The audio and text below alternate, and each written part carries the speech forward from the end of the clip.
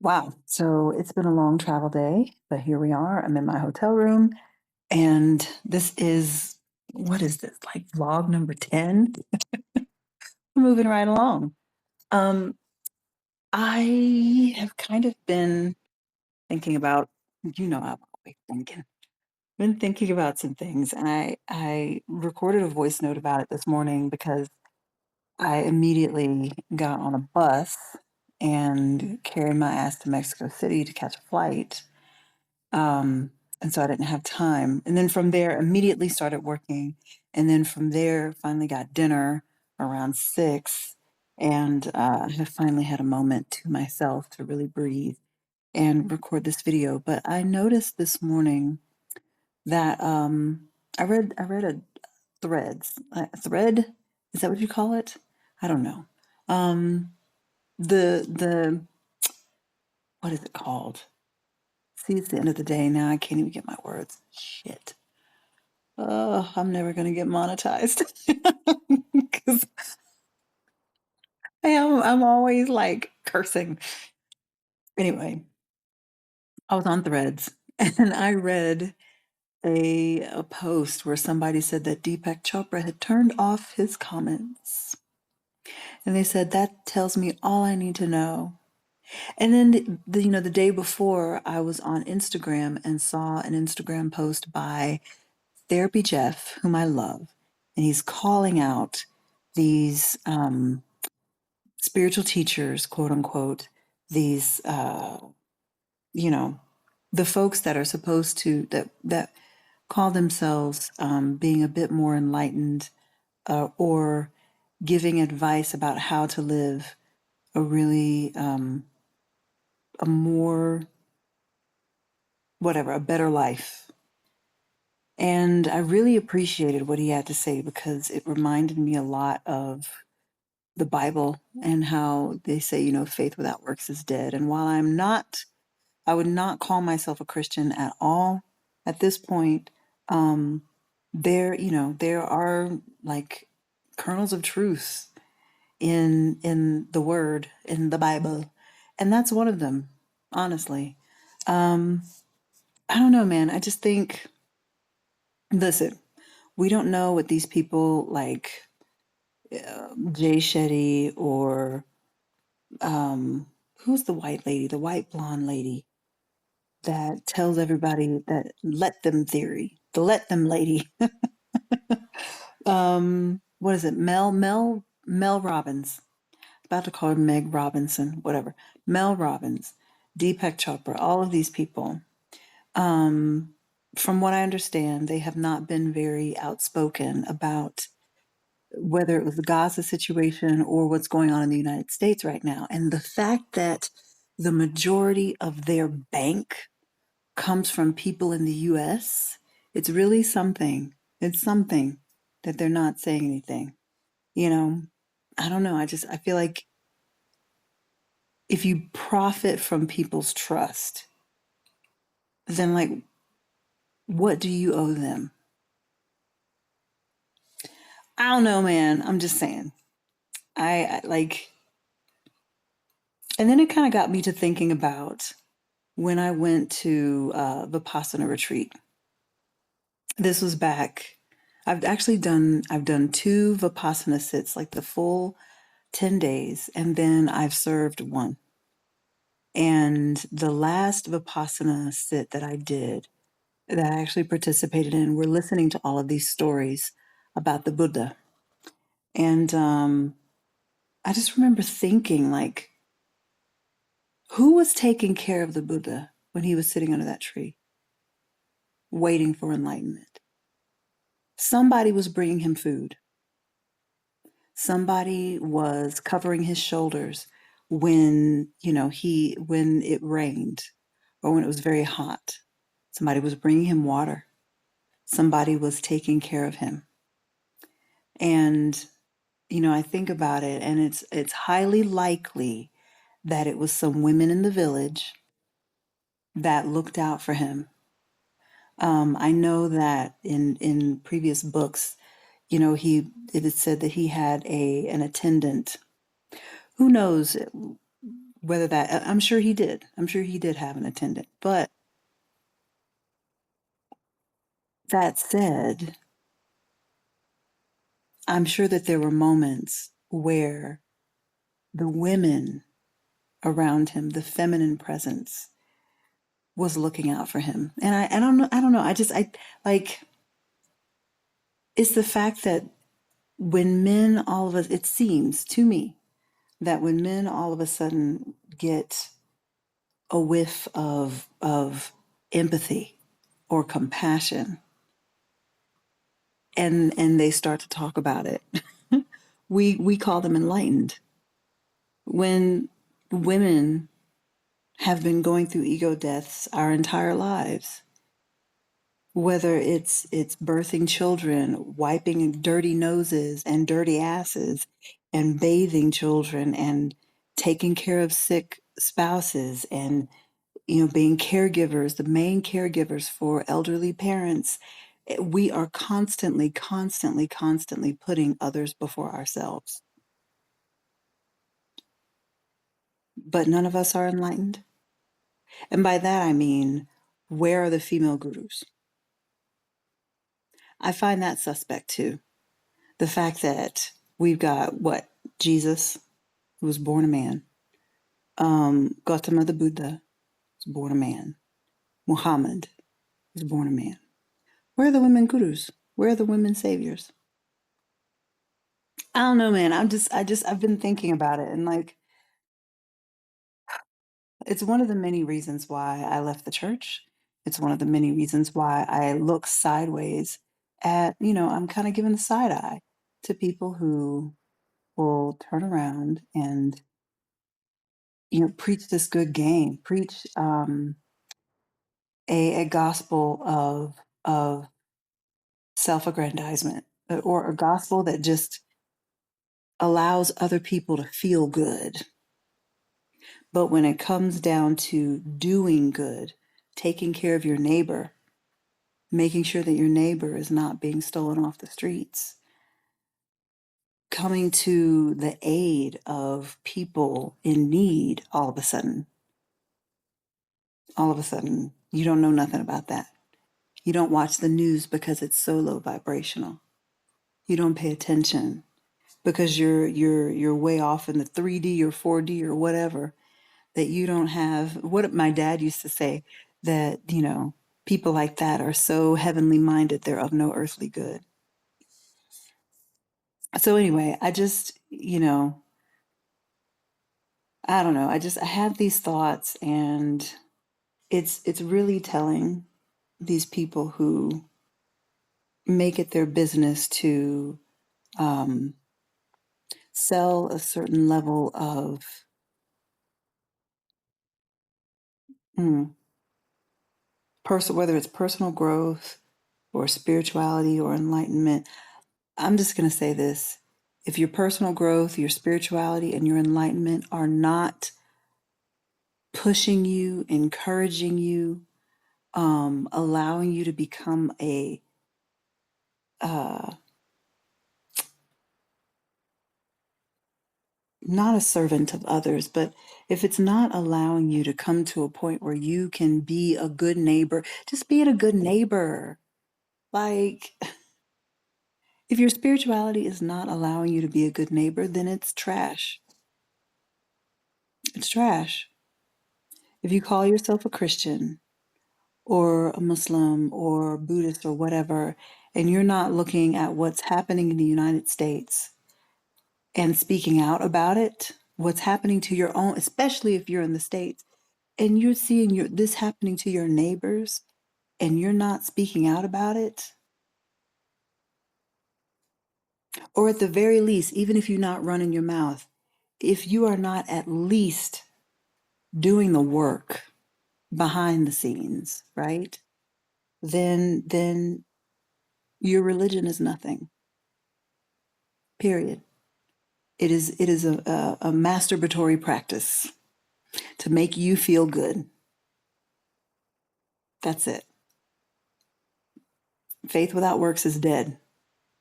If there's anything I'll take from my Christian upbringing, it's that. But yeah, I think, you know, when Therapy Jeff was talking about like the fact that these you know, self-help guru people are not speaking out about to what's happening in the United States, which is a major population that supports them. Um, it was interesting. Maston Kip, I have the screenshots. Maybe I'll post them later, but Maston Kip, I haven't seen his posts in ages, but he said something. He kind of like went to bat for them. He was like, "Do you know these people personally? Have you like actually talked to them?" And there was a brave woman who got into the comments and was asking him questions or asked him one question, and he kept responding to her with a question, and then came back and said, "Well, you know, I tend to focus on the Socratic method when I'm talking to people online." And this woman asked him a yes or no question. Yes or no was all he had to say. And he came back multiple times with questions towards her rather than just answering with a simple yes or no. And the mental gymnastics, like the manipulation.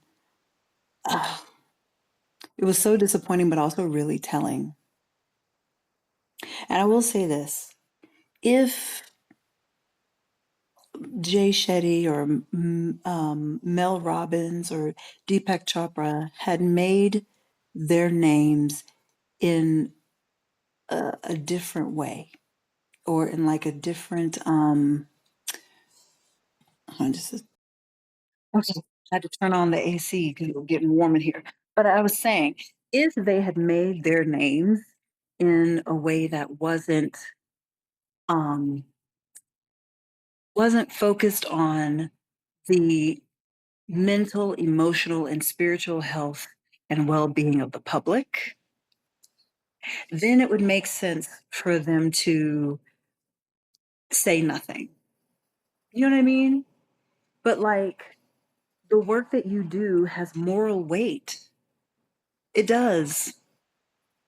And the fact that you're not saying anything, and this is affecting a major portion of the population that spends their money and spends their time listening to your words and taking it all in, like, I don't know, man. I think it's Therapy Jeff has a point, and this is the way that my brain works. I listen to these things and I tie it back into some of the experiences I've had, especially as a I was going to say a previous. It's like 9 o'clock.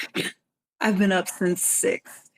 I was going to say a previous Christian, but that's technically true, but nobody calls themselves that. That's how tired I am. Um, as someone who's a pastor's daughter and grew up in the Christian church, um, I know firsthand what it looks like when somebody can get in front of a microphone, get up in a pulpit, um, stand up in front of a group of people and preach a real good game, say all the right things, make people feel, you know, just convicted enough that they wanna, do better, but not and soothe their emotions and soothe their ego so that they keep coming back, right? Um, but it's like, and this is what I've noticed with like the quote unquote spiritual teachers and gurus of today, is that that's really like the formula, right? You tell people just enough to keep them running on that hamster wheel of self-improvement, and on the other hand you also soothe their ego, right? So it's just enough to keep them busy but not make them effective. So the spirituality that they're practicing is it's like, yeah, it's busy work. It ends up being busy work.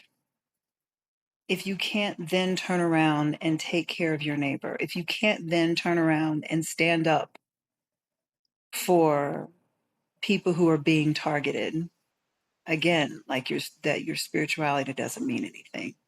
If it doesn't cost you something, as Therapy Jeff said in his video. I'm going to see if I can find that link, and if I can, I'll put it down in the description box. It was really good. Um, and I'm sharing this because it's a major part of my growing up. You know, one of the reasons I started this channel was because I am personally on a journey of autonomy and agency. Agency is really the word. And I'm finding it in different areas of my life, one of which is through my spirituality. The other is another way that I lean into agency is through solo travel, living abroad. And yeah, I think it's important for women, especially women who grew up in situations like me, where they grew up really religious, very religious households, and then they see at least for me, I saw how I was being controlled in a way by the religion that I was practicing, which was evangelical Christianity. And I remember when the veil started to come down. I remember when the rose-colored glasses started coming off, and it was in my early to mid 20s. And I remember asking questions of my pastor and my small group leader, the women's ministry leaders, and none of these. It wasn't just that no one can answer my questions. That wasn't really it. It was the fact that I was made to feel as if something was wrong with me for having questions in the first place. And I remember one woman telling me that it was almost the way that she put it was so. I look back at it now and I'm like, that was really horrible the way she handled it. But at the time, I felt so embarrassed because she made me feel like I was selfish for even questioning my religion or questioning God. Um, I remember her saying something to the effect of, "Who are you to even demand an answer? Who do you think you are?" And for someone like me, for like, when you're struggling with um, emotional health, mental health, but you've been told all your life that Jesus is the answer to everything, um, it's easy. It's easy to get to a point where you're like, well, then, like, what is it that I'm feeling, and why can't anybody really address this? I feel like this is kind of rambling at this point, but I say all this to say, I really think that as a society, we got to get to a point. I think that the moment we're in right now is so telling because a lot of we're seeing in real time how a lot of these men, mostly, that we have put up on a pedestal and held on to a particular standard, and they are being revealed for who they really are. And I'm starting to believe that the men that we have called gurus, the men we have called spiritual teachers, they're really no better than the best woman you know. The best regular, degular mom, you know, um, your grandma and them are more enlightened, I think, than Deepak Chopra and all of their ilk. Your grandma, who prayed for you, who took care of your mother, who fed you, who clothed you, for whom, through whom you were born. That's the real guru. Your mom is the real guru. Your best friend who parents her children with so much love and care and selflessness. That's the guru. And I'm starting to believe that more and more. That's the teacher. That's the divine right there. Your mama and them. That's all I got.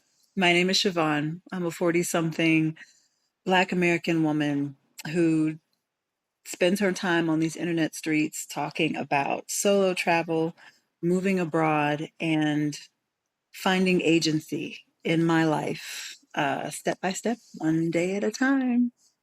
Thanks, y'all. See you tomorrow.